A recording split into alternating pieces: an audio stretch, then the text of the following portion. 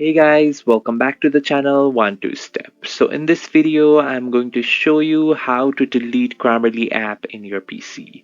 So it's very easy. First of all, make sure you have downloaded your app in your PC. So if you haven't downloaded it yet, just go to Chrome and you'll be able to see this link in the first. Just click on this and just here I have already downloaded my Grammarly in this PC. So here I have already logged in. So if not this, then you will be able to see here in this side download for PC. Just click on that download. So here I have already downloaded app in my PC. So to delete this or disable this, just go to search bar which is in the bottom side of your screen and search for Grammarly. So here you will be able to see the install here in the last.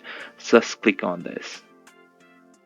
So this platform will come when you open the Grammarly in the search bar. Again, search for Grammarly here and you can see Grammarly for Windows in this app installed app.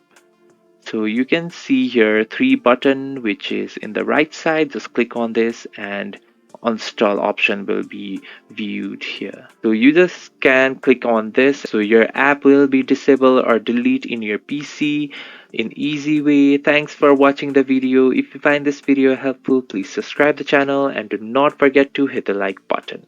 Thank you.